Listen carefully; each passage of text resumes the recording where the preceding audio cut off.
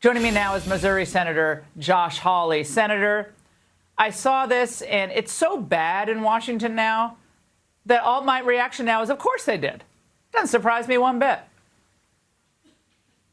Well, and it truly, though, is totally unbelievable, Laura. And it just shows you, I mean, if you are now searching for people, conducting financial surveillance on people who shop at Bass Pro Shops, which was one of the search terms, and who buy Bibles, which is another search term, that's like 3/4 of America.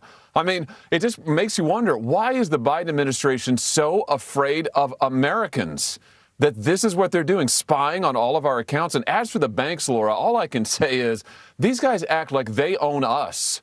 I mean, they take our money, they expect us to bail them out at every turn, and then they don't miss an opportunity to sell us out to the government and get right back in line for another handout. My conclusion is these people, the government, the banks, they need to start working for us again. We don't work for them, they work for us.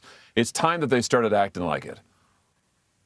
Well, people have a lot of choices in banking. They can go to smaller community banks. They can go to the bigger banks, but people can choose, and if they find this stuff to be objectionable, which I'm sure a lot of people do, they can go elsewhere. Bank of America did give us a statement tonight, Senator, and they said we followed all applicable laws in our interactions with the Trump administration's Treasury Department and law enforcement.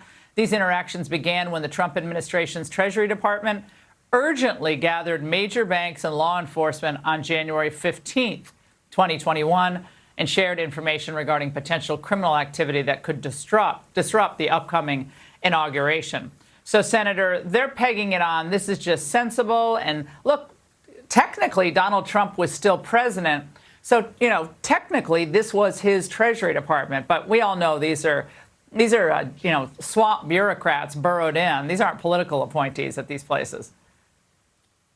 Oh, sure. And the banks just have the best interests of their customers at heart. And that's why they rushed to turn over all of this personal financial data. That's why they rushed to, quote unquote, cooperate by spying on their own customers. And this is outrageous behavior, Lord. Everybody knows that these banks, again, they are first in line to get a handout when it's bailout time. They are first in line to say that we need to pay them so they can keep operating. But boy, when it comes time to turn a profit, when it comes time to stay tight with big government, they are happy to sell us out in a heartbeat.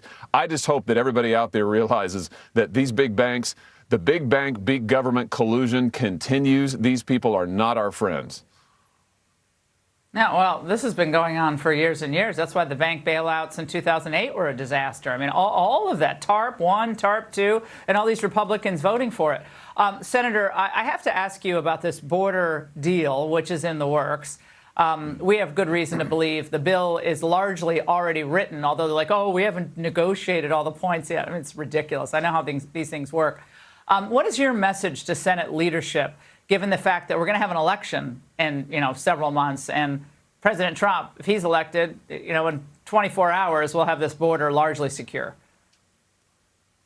My message is that it would be an incredible insult to voters all across America to tell them that they've got to accept 50,000 more green cards every year. They've got to accept 5,000 illegal immigrants crossing the border every single day before the border can be shut down. They've got to accept expedited work permits for illegal aliens. These are all things that are supposedly in this deal, which, by the way, I haven't seen. Nobody's seen. We're told it's a great deal. Nobody's seen it. But everything that dribbles out about it's horrible. Yeah.